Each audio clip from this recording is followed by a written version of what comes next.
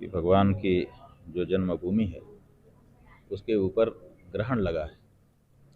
मतलब जैसे राहु केतु आकर के ग्रहण लगा देते हैं सूर्य चंद्र पर, उसी तरह से एक ढांचा खड़ा करके उसके ऊपर ग्रहण लगाने की कोशिश की गई है।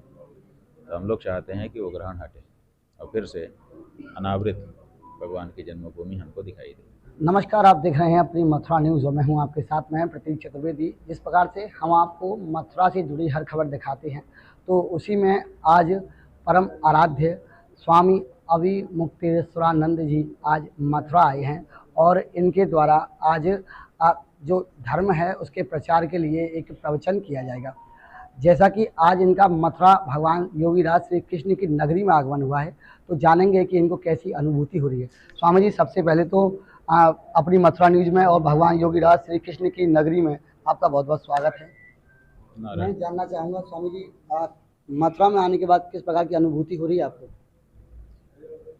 जैसे किसी मछली को पानी से बाहर निकाल के रख दिया गया हो और फिर उसको पानी में आने का मौका दे दिया जाए, तो कैसा सुख उसको होगा, बस समझ लो उसी तरह का सुख एक बार फिर भगवान श्री कृष्ण की इस पवित्र नगरी में आने से हम लोगों को हो रहा है।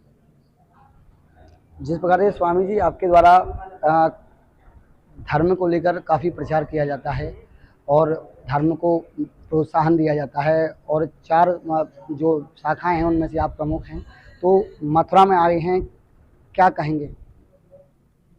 देखिए, मथुरा में तो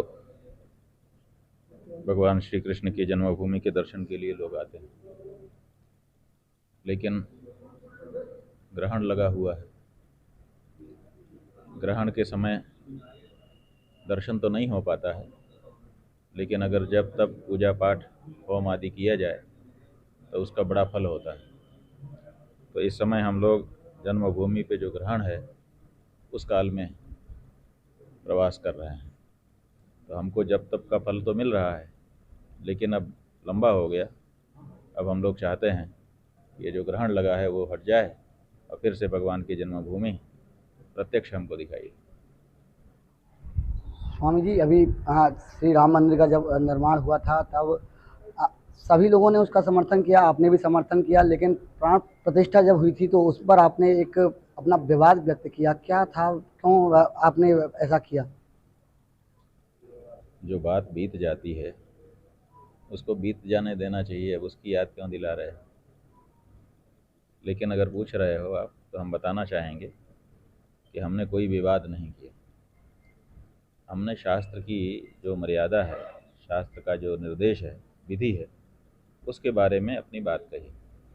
और विधि ये है कि जब मंदिर पूरी तरह से निर्मित हो जाता है तब उसमें प्रतिष्ठा होती है। तो अभी मंदिर 30% 35% केवल बना है, अभी बहुत काम बाकी है। अभी जो वहाँ पर निर्माण कार्य करने वाले जिम्मेदार लोग हैं वो खुद बता रहे हैं कि 3 साल से ज़्यादा समय लगेगा, तब हम बना पाएंगे पूरा। तो हमारा यही कहना था कि एक बार मंदिर पूरा बन जाने दीजिए, फिर विधि विधान के साथ प्रतिष्ठा हो, और तो कुछ हमने कहा नहीं। जिस प्रकार से आपने कहा, लेकिन लोगों ने इसको अन्यथा ले लिया और अब भगवान श्री कृष्ण की नगरी में आप आए हैं। यहाँ भी भगवान श्री कृष्ण की नगरी को किस प्रकार से देखते हैं? हमने पहले ही बता दिया आपको कि भगवान की जो जन्मभूमि है उसके ऊपर ग्रहण लगा है। मतलब जैसे राहु केतु आकर के ग्रहण लगा देते हैं सूर्य चंद्र पर, उसी तरह से एक ढांचा खड़ा करके उसके ऊपर ग्रहण लगाने की कोशिश की गई है।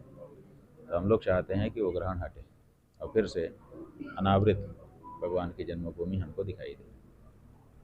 जैसा कि आप प्रमुख ज्योतिषाचार्य हैं और ज्योतिष के प्रखंड विद्वान हैं, तो क्या लगता है कब तक भगवान श्री कृष्ण की जन्मभूमि से ये ग्रहण हट पाएगा?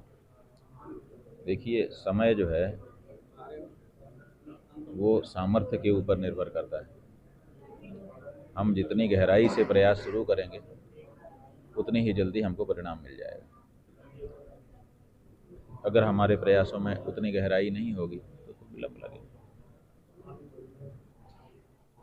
दर्शकों, जिस प्रकार से आपने देखा, ये थे हमारे साथ में स्वामी शंकराचार्य जी और इनके द्वारा मथुरा श्री कृष्ण जन्मभूमि के विषय में बात कही। वहीं श्री राम मंदिर के विषय में भी इन्होंने बात करते हुए कहा कि जिस प्रकार से पूर्व में भगवान श्री राम का मंदिर बना और प्राण प्रतिष्ठा हुई, तो जब तक वह पूर्ण नहीं हुआ तो प्राण प्रतिष्ठा कैसी। वहीं भगवान श्री कृष्ण की जन्मभूमि पर इनके द्वारा ये कहा गया कि श्री कृष्ण जन्मभूमि पर अभी ग्रहण लगा हुआ है। जिस प्रकार से सूर्य और चंद्रमा पर ग्रहण लगता है, उसी प्रकार भगवान श्री कृष्ण की नगरी में श्री कृष्ण की जन्मभूमि पर ग्रहण लगा हुआ है।